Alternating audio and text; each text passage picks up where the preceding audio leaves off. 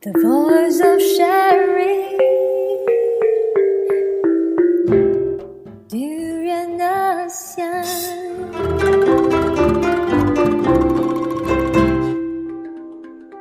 Hi, this is Arlene. Welcome to Durian ASEAN. You are with me on a very important topic that we will discuss today, which is in conjunction with the World Humanitarian Summit. Together with me is Marikris de Guzman. She is the lead convener of the ASEAN Young Public Servant and also the mover of the Youth Disaster Risk Reduction Network. The Durian Heat, bringing big ideas and critical opinions in Southeast Asia. First of all, I want to say welcome to Durian ASEAN. Thank you very much, Arlene. I'm glad to be here in Durian ASEAN and nice to meet you. Perhaps you can introduce yourself and your background on what you are doing. Okay, sure. So good afternoon, everyone. I'm Marikris de Guzman. I'm from the Philippines and I'm a disaster risk reduction and good governance advocate.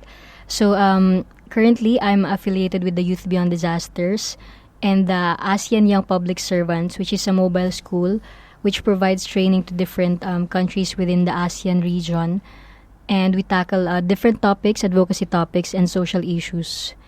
And currently, I'm also one of the prime movers in the creation and formalization of the ASEAN Youth Disaster Risk Reduction Network. Mm-hmm. Thank you. So why you are based in Malaysia? Currently I'm here right now because I attended a conference in Malacca last week. So it's about urban resiliency.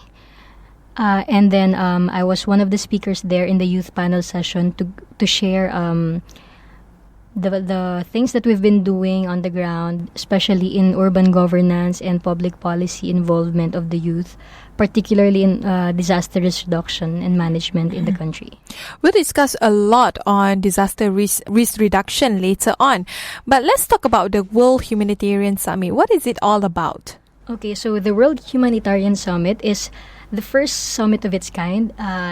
It was conceived by the United Nations Secretary General Ban Ki-moon to address humanitarian issues, and it's going to happen in May 2016 in Istanbul, Turkey. So it was organized to address global issues such as conflict and disasters, especially now that we're living in a very interesting time and challenging time. It is very challenging. Right. And when you talk about humanitarian, it's not just about man-made conflict. It's also about natural disaster. Yes, natural hazards. And we have so many natural hazards here in the region. Like tsunamis, cyclones. Let's talk about what are the different type of conflicts and disaster that is happening around the world right now. Okay. So if you can divide it into like per continent, what are the key focus of different issues in different areas and region and continent? Okay, so primarily the focus of the World Humanitarian Summit is on conflicts and disasters. But for the Southeast Asian region, for example, we have a lot of natural hazards such as tsunamis, earthquakes, floods, typhoons, landslides, volcanic eruptions. In other countries, for example, Middle East, it's more of like conflict. European area could probably be more focused on the refugee crisis, migrant crisis. So there's a lot of displacement happening there because of the conflict as well. So different regions have different issues, humanitarian issues. And so there's really a compelling need to address these humanitarian issues. Mm-hmm. And in Southeast Asia alone, when you talk about like disaster, usually the main disaster would be natural caused disaster. Right. And in the Philippines alone, you have so many typhoons. Right. Yeah. You know, every year we get at least 20 typhoons. And so we name the typhoons starting with letter A. So sometimes it could end up to letter Y, just like when Yolanda happened. So that's more than 20 plus typhoons. So if it's after Z, you have to go back to A again. Yes, like it's every year. Start with letter A and then B and so on. What are the issues and solutions that you guys will be deliberating? Okay, so The World Humanitarian Summit has three main goals. The first is to reaffirm the commitment to humanity and humanitarian principles. So these main goals were outlined by the UN. And second would be to initiate actions and commitments which enable countries and communities to prepare and respond to crisis and to be more resilient to shocks. And the third is to share best practices that could save lives around the world, especially the affected people, and to alleviate their suffering. So if you notice, it's more of like acknowledging that, we have to reaffirm the humanitarian principles. We have to, bring that to light again and make the people understand.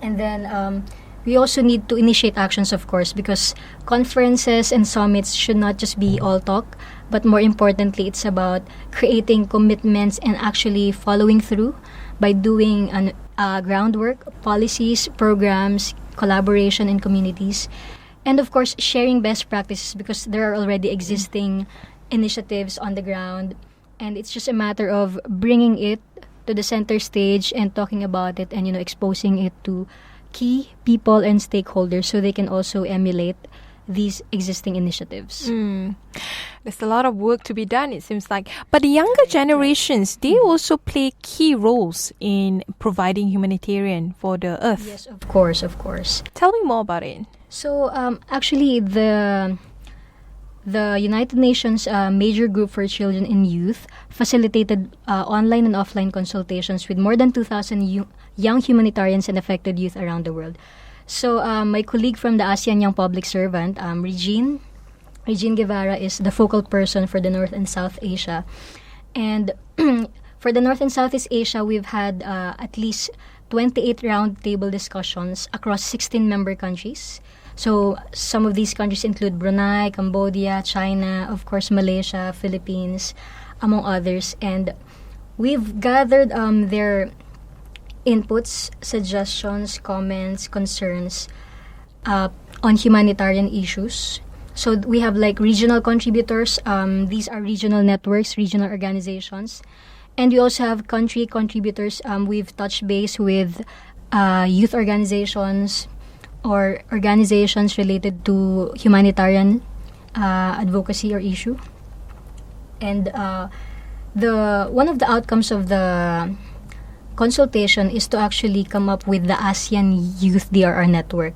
Which I mentioned a while ago. That's why there's really a connection to the network. And interrelations with what's happening on the ground. Yes, this one is more on the national level or regional level? It's on the regional level. I see. So the thing is, what most of probably policymakers don't realize or fail to realize is that the youth can have good inputs, if you just ask them, if you just give them spaces to voice their concerns. So the creation of a regional network is one of the suggestions that came out of the consultation, among others. So in particular, the youth are also they also want trainings, of course. They also want trainings. They want collaborations. They want to understand more about the issue, because if you don't understand the issue, then it's hard to mobilize the youth.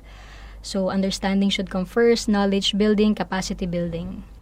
Anyway, we will take a short break. When we return, we'll discuss further with Marikris. Yes. You're now listening to Durian ASEAN, the voice of discovery and sharing.